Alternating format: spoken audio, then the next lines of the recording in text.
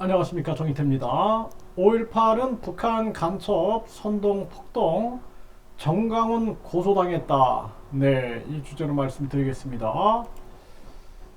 네, 5.18은 북한 간첩 선동 폭동 정강훈 목사 고소한 5월 단체들 매일경제에서 전하고 있고요. 네, 43년 전 신군부의 색깔론과 다를 바 없다라는 거죠. 이렇게 비판을 하고 고소장을 제출을 했다라는 것입니다. 43년간 온갖 고통을 감내하며 불행한 삶을 살아온 5.18 피해자에게 또 다른 고통을 가중하는 행위를 하고 있다. 우리 단체 회원들은 전 목사의 처벌을 간절히 호소하고 있다. 이렇게 얘기를 하고 있습니다. 네, 참 안타까운 일이 아닐 수가 없습니다. 광주역 광장은 80년 5월 20일 밤 계엄군의 집단 발포로 다수의 사상자 발생한 장소이자 5.18 민주화운동 사적지 중 하나다라는 것입니다. 그러니까 우리나라 이 역사에서 보게 되면은 참 아픔의 역사가 굉장히 많았습니다. 그래서 우리가 미소군정 시대를 지내고 공산주의 진영과 민주주의 진영으로 우리 민족이 갈라지게 됐어요.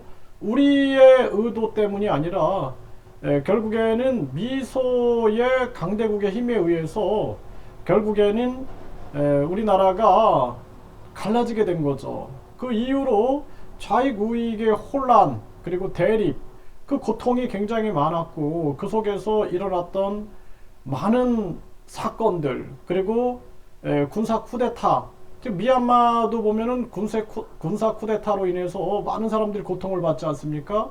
거기에 민주화 세력들은 저항하고 있고 군부 세력들은 억압하고 있는 거거든요.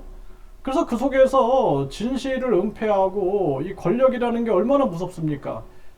진실을 막아버리고 입을 막아버리고 해가지고 고통을 만드는 거죠. 이것은 지금도 권력에 의해서 피해보는 자들 이런 사람들이 많습니다. 참 안타까운 일이 아닐 수가 없어요. 그럼에도 불구하고 우리가 이제는 사실상 뭐 광주는 민주당의 심장이다. 대구는 국힘의 심장이다. 이런 얘기도 하면 안 됩니다. 이 지역 감정도 절대로 있어서도 안 되고 뿐만 아니라 다 같이 대한민국인으로서의 통합 그리고 역사에 대해서는 냉철한 이성과 합리를 가지고 판단해야 된다. 역사에 대해서 토론할 수는 있어요. 하지만 왜곡은 안 된다라는 것입니다. 그러한 부분으로 우리가 접근해 나가지 않으면 위험해질 수 있는 것입니다. 그리고 나라 정권을 전체주의자, 파시즘 이런 자들이 나라의 정권을 잡게 되면 그 나라의 자유가 사라지게 되고 민주가 사라지게 되는 것입니다. 자유민주주의는 없게 되는 거죠. 이 가슴 아픈 현실이 아닐 수가 없습니다. 그리고 지금도 미국의 이 4차 산업혁명 독점과 또 달러 패권 독점으로 인해서 또 다시 지금 신냉정화를 만들고 있는데 이 신냉전화에서 또 우리가 이 피해를 보고 있어요. 이러한 부분들이 있어서는 안 된다는 것입니다. 그래서 우리 국민들이 역사를 좀 더 높은 시각을 가지고 평가하면서 앞으로 나아가고 통합하는 그러한 길로 나가야지 이거를 한쪽 부분에서 비판하고 그쪽 지지자들을 끌어모아 가지고 자신의 정치적 목적을 이룬다라는 것은 있을 수 없다라는 거죠. 그래서 이번에 이 정강훈 고소장을 통해서 또다시 우리 이 대한민국이 분열되길 원치 않습니다. 그래서 이 단체도 이런 얘기를 했어요. 현재 대한민국이 필요로 하는 것은 국민 역량을 하나로 모으는 국민 대통합과 대동정신이다라는 거죠.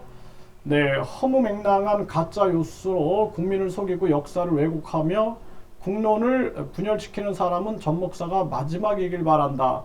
네, 이 선량한 국민들, 그러니까 4.3도 마찬가지입니다. 4.3도 이념 속에서 비극이 만들어졌고, 가슴 아픈 부분들은 선량한 사람들이 피해본 부분들, 그 부분들을 우리가 감싸 안아야 된다는 거예요.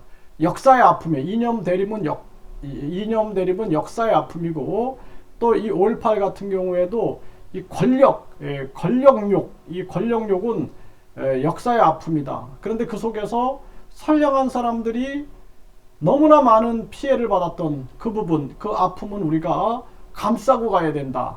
저는 그렇게 말씀을 드립니다.